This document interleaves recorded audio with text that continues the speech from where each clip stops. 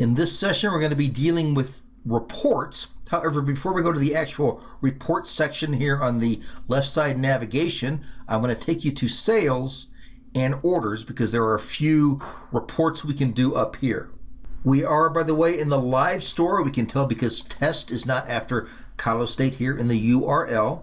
Here's a list of all the orders most recently placed and then pages and pages of further orders. Let's filter this a little bit. We can filter by start and end date. So my start date, I can go to the beginning of the summer. We can call that June 1st. And my end date can be today. And I can do a search for all those orders. And they show up here. I can view any specific order on this list by clicking the view button here on the right with a little eyeball icon. And I can quickly see what the product is by going to the product tab and clicking that and finding out our order information right here. Let's return to our previous screen. I can also select several items over here on the left using these checkboxes, and this comes in handy when you're dealing with exporting or printing PDF invoices. I have 4 selected here.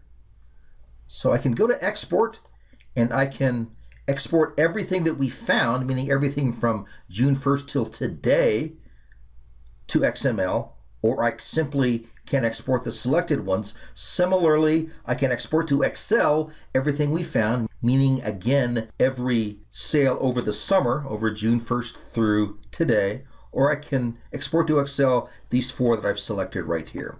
Similarly, I can print PDF invoices, and I can print them for all that we found, for merely the selected ones, or I can print invoices and packing slips for the selected ones.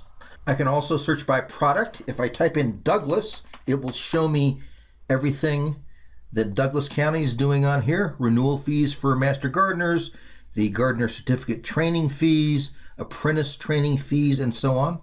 So if I click 4-H enrollment fees here, I can click search and get a listing of all those. There are none yet. There are a few other ways to filter these orders.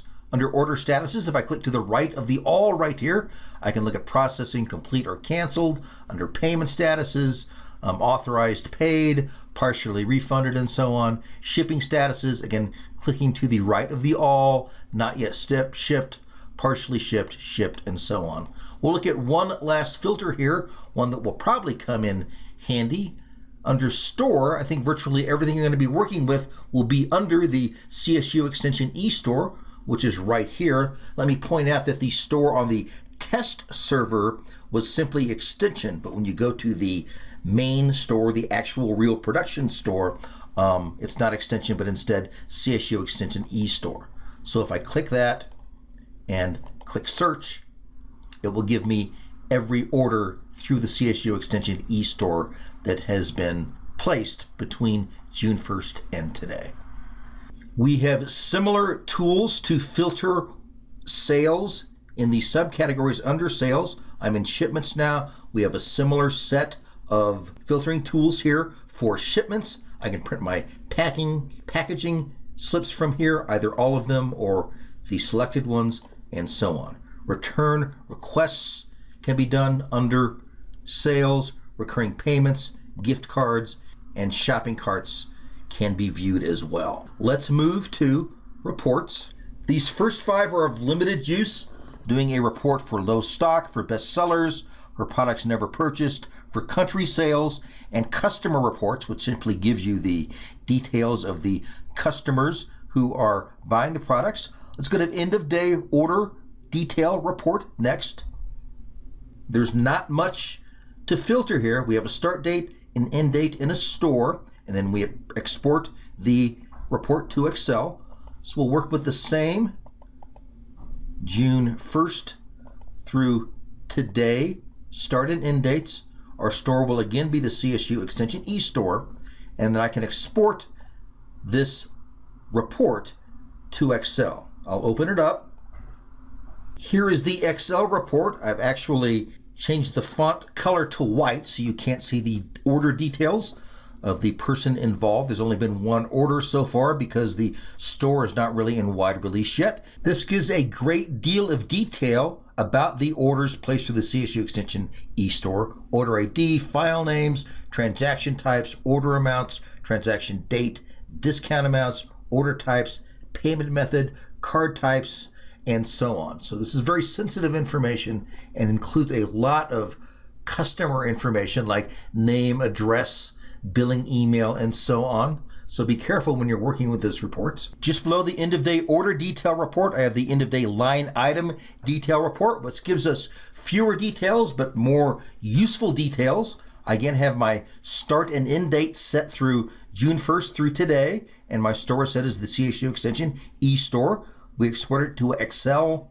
We open the file. I've again whitened out the text so you can't see the end user's financial information, but we can see here we have fewer details and more important details. We have an order ID, we have the transaction type, the transaction date, the line item ID, the ever important GL code, the amount, the quantity, and the SKU number if necessary, as well as the product name and the product description. So this is a good way to get the essential details for a set of purchases from the CSU extension eStore.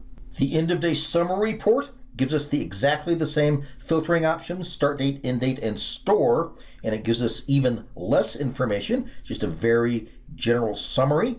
If I export this to Excel and then open it, and we don't need to bother hiding anything here because all we have is a file name, an amount, and the ever important GL code.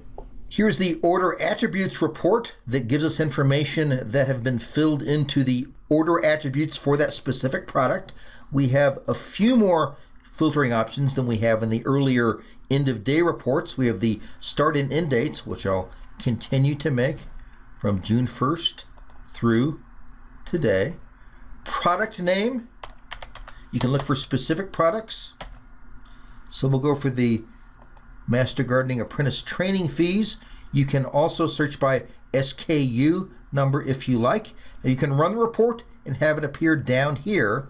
The end result is better, however, when you export to Excel and look at it that way. So we'll export this report to Excel. I've whited out the text once again because this is very personal information, but these are the values of the order attributes for the product that we want to report on. We have the customer's first name, last name, their email, their phone number, their address, and so on. We do not have their credit card information in terms of the number, but we have pretty much everything else. So this is a pretty sensitive information here. And then finally here we have the billing report. We don't even have the option of choosing a store here. We simply have a start date and an end date. I'll click export to Excel. And here we have some fairly general information about the order creation date, the order ID, transaction type, the transaction date, what store it's from, and the payment method. And that is how to work with reports in the CSU extension eStore.